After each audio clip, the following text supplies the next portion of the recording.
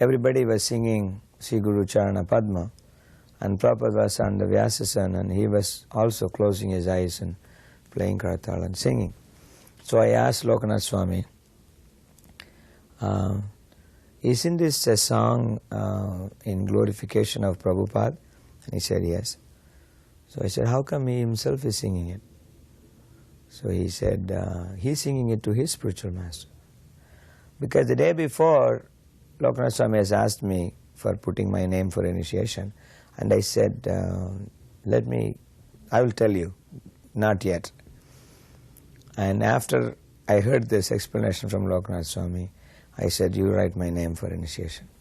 Then he said, why suddenly now? You know so many books, you this, that, and you always said wait, and now you're telling? So I said, yes, I'm telling because I can see that he will be my spiritual master. This is in Hindi. Oye honge means he would be my spiritual master, because when he is glorified, he is glorifying his spiritual master. So now I know that this is actually succession. So you put my name for initiation. And my name was added, Swami Atmananda. And I heard from other God brothers that Prabhupada, when he was looking at the names for initiation, he said Bhakta this, Bhakta this, Bhakta that, and he said Swami. So he said, who is this Swami? So someone told him, it's a new Bhakta. So Prabhupada said, new Bhakta Swami? And then he said, all right, what's his name? Atmananda. So then Prabhupada said, Apashyatam Atma Tattvam Griheshu Grihamedinam. His name will be Atma Tattva. So then on the initiation day, Radhashtami, before that for about 2 weeks, I had some infection inside my mouth. So I couldn't brush my teeth properly. I was just gobbling with water, hot water and salt. And Delhi temple, Rajpat Nagar, very small room. It's a big Vyasasana. There's a fire is here, deities are here, fire is here, and Vyasasana is here, and Prabhupada sits at the tip of the Vyasasana like this. It's a big lotus asana. And I was like this close when I went to get the bead. So he's asking, Char niyam kya hai? So I said, no meat eating. And my mouth was like this close to his nose. And Prabhupada, he was sitting like this, and like that, and he opened his eyes. He looked at me and he said, "Aap daan theek se saaf kyun nahi karte? Why you're not cleaning your teeth properly?" So I said, infection. So he said, infection. Then he turned around, took the bead from Gopal Krishna ji, gave it to me, chant 16 rounds. It was like, infection is the observation and chant 16 rounds is his prescription. And then he said, your name is Atma Tattva Das. They banged the mridanga, Hari Bol, and I came and sat down. I was not there. I was thinking, something has happened to me. I got initiated. I have a bead and I have my guru, and I was completely emotional. So that evening, right in the lawn in front of the temple, Prabhupada is giving evening darshan. So I took the chamara, went to fan him so that I can be close. So I most probably, maybe I was doing a big number on the chamara, you know, one of those, you know. So and it's Radhashtami, it's cold. So he was feeling cold. So he looked at me like that. So then I became so slow that the flies were sitting on his face. And again he looked at me like that while he was singing Radha Madhava, and I was so scared. So I didn't know whether to go fast or to go slow, but still I didn't want to give up that because I wanted to be there looking at him. So he sings Radha Madhava, and then he does Jayam prayers, and then thank you very much, and then he looks at me like this and said, material life is an infection. And there was like, some big bulldozer on my head. And then he puts his hand out, he lifts his shirt like this, and he said, you scratch, and you feel satisfied. Then he put his hand out again, you scratch more, you feel some satisfaction. You scratch more, then you stop. Not because you are satisfied, but blood comes. The rest of it I didn't hear. This line I just remember. And I was there just moving like a machine, but I was going through my whole life and I was seeing that this person has gone into me and taken an X-ray report and given to me. Yeah, that's what you are. Blood came. And that was very moving for me, that he taught me exactly. And I have heard many disciples saying the same thing. He was seeing through me and he said to me. And I have heard that before. And I was thinking that I had faith. I knew that happens, but when it happens to you, it's totally different. Because it's happened to you. It's not somebody else. So I was completely like somebody went through me inside with a ray and came out. And I was very happy. One big businessman, he came and he was saying, Swamiji, I have this factory here in Delhi and I have that factory in Zonpur. And he gave a list of his things and then he said, I have all this but I can't sleep. So Prabhupada looks at him and he says, that is why you can't sleep. You give all this to me, then you can peacefully sleep. So then he turns to somebody who was sitting there and he said, I think it was Gopal Krishnaji. He said, take his address. So this man says, no Swamiji, I can come anytime. You can come anytime, but we should also be able to come anytime. Take his address. And then he was ready, So yes. And said, no, Swamiji. Prabhupada said, no, take his address. We will relieve you of your problem. You give some of these things to Krishna, then you will be peaceful. And he was like smashed right there. And he did give his address. He had to. I was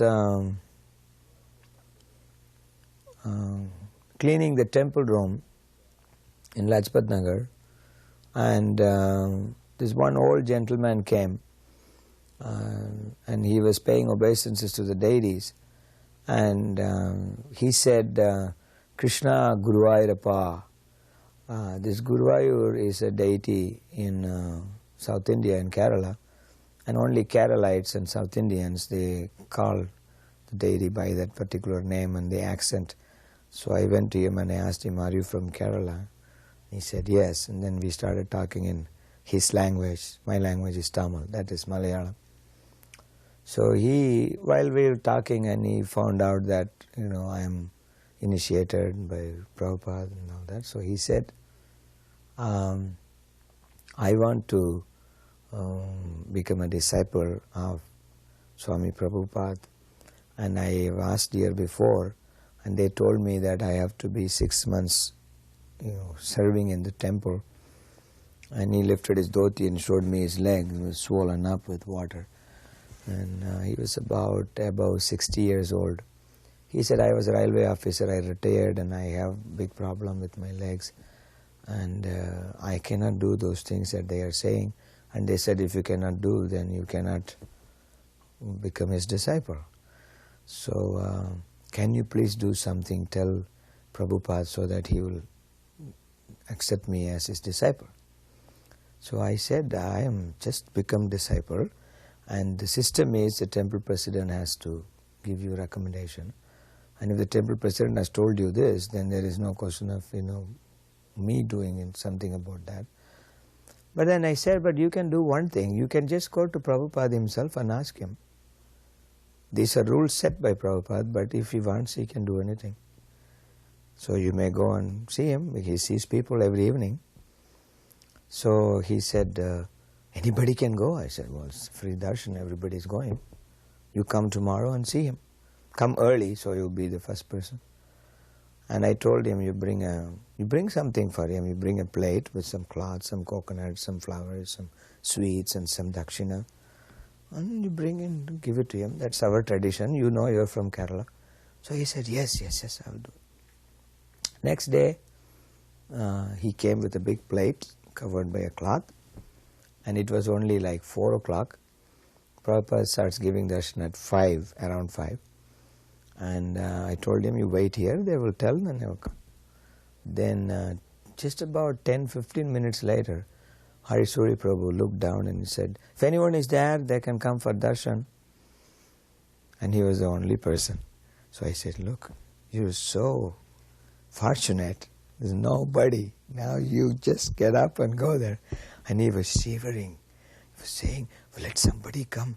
I said, this you don't do. You want to get something done which is not normal. So you must be there as quick as possible. Get your thing done. So he got up and I came with him. He came, he put the plate on Prabhupada's desk. And Prabhupada looked at him like this and said, yes. So this man, he was all like emotional. And he had a bead bag and a bead on top of that plate. And he was holding that like this, and he said, Prabhupada, I want to chant Hare Krishna. So Prabhupada smiled at him and said, so who is stopping you? He said, Prabhupada, I want to chant Hare Krishna. So Prabhupada said, is that your bag? He said, yes. Prabhupada took that. And he said, do you know how to chant Hare Krishna? So he said, I know the mantra. And he said, Hare Krishna, Krishna Krishna, Hare Hare, Hare Ram, Ram Ram, Hare Hare. Prabhupada said, yes. Took the bead out. And he did like this. Comes to the head bead. And he said, you start like this. And he said, and every bead you chant the whole mantra, Hare Krishna, Krishna Krishna. And Prabhupada went to the next bead and went to the next bead, and he chanted a whole round, just like this. And he said, now you chant, like he usually does when he gives the initiation. And I was so blissful, I thought this man is initiated without having to sweep the floor for 6 months, etc. He could have never done it because he would die if he does that. Because he's got like a glass bottle like leg with water. How can he ever do anything like that? So I went to meet this man after some time. After traveling somewhere else, I came back, I met this man, he was still chanting. And he's got a big picture of Prabhupada in his room. The second time when I went to meet him, he was gone. And they said to me that they couldn't take the bead off his hand. And he just chanted. In last 2-3 weeks of his life, he just chanted and he didn't do anything else. And the last week, he didn't even go to the bathroom or anything. He was just one place looking at Prabhupada's picture and chanting. And the last thing they have heard was his chanting in his mouth, and then he left. We were starting this Bulla Card party at that time. So when the inauguration of Bulla Card party that day, I was asked to bring some prasad to offer to Prabhupada to give for all the devotees. So I, being a stupid South Indian, so I went there and I brought coconut and gur. That's what South Indian prasad is. But these coconuts were not soft, they were very hard. And then the gur was also not good class. So I had a big plate of pieces of coconut and gur. So it was brought in front of Prabhupada. And Prabhupada looked at, what is this? So Lokanath Swami says, this is prasad for, we are starting the Bulla Card today. Oh, Bulla Card. Put his hand there. And he took a piece of coconut and gur, small one, put in his mouth. And he was talking. The talk was about how we go about when we do the Bulla Card party. What do we do? So he was having this on one side, he kept on talking, then he will move it to this side, like this, then to this side, to that side. This way he was keeping it till it all melted and he could actually eat it. So I was feeling very grateful, because I was thinking that I should have asked Lokanath Swami what prasad I should bring. It should have been some sandesh, because naturally this Prabhupada is so old and it's not something that hard should be given to him for eating. And even though it was unfit, he accepted that. Not only accepted that, he kept it in his mouth till he could actually eat it. It was suffering for an old person to do that, and talk also at the same time. And he went on explaining things and keeping on changing this from one side to the other side, and showing that, look, I have accepted it, and because you've given it with love, so I have taken it. Bulla cart was there, so next day when he walked around the yard, then he saw the bulla cart. We had a banner on the bulla cart which said, in a semicircle like this, it said, Bhakti Vedanta Bulla Cart Traveling Sankirtan Party. It says traveling Sankirtan.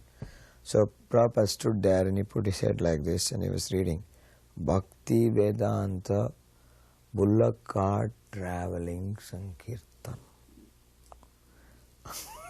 And then he said, Jai. So then he came to the bulls, fed them some grass, patted on their cheek like this. Then he said that these bulls are carrying Gaur Nitai for preaching. They will go back home, back to garden. They won't have another life.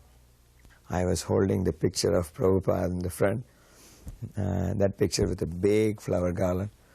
And Maharaj was in the back. We were all dancing, and the bulla cart arrived in Mayapur temple. And so we went to the temple hall first, and Navayogendra Swami was chanting there.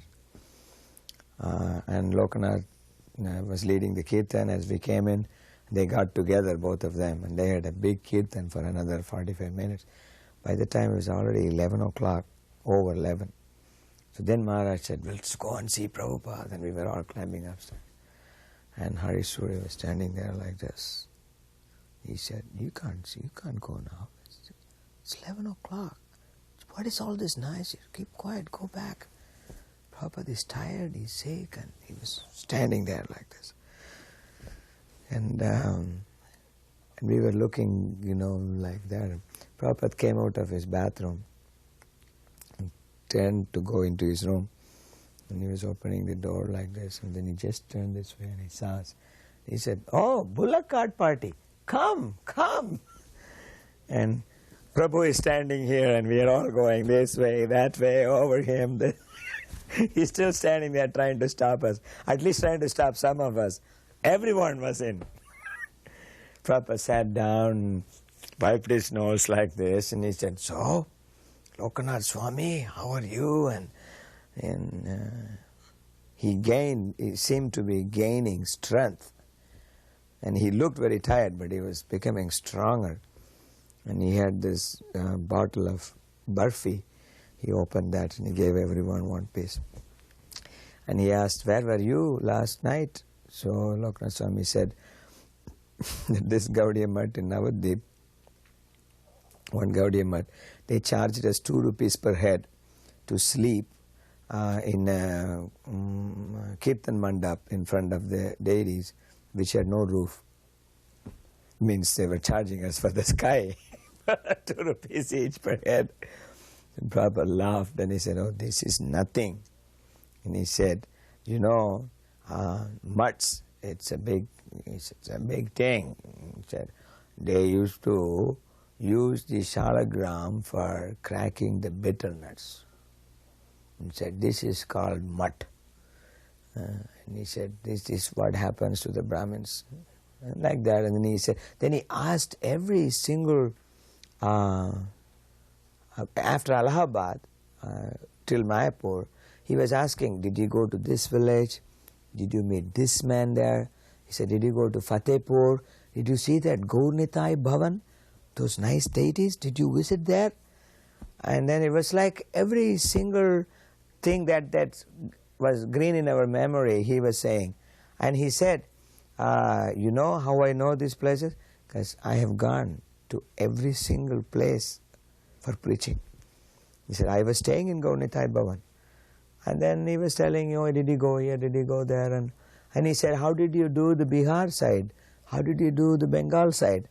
Were you in Bardwan? So Loknath Swami said, yes, we came by the truck, but we got down in Bardwan and we started from there. Like that. And he was talking for a long time. Most probably he was talking for over an hour. And then he said, now that you have come to Mayapur, now you should go to Puri. Like that. And that was the last thing he said. And,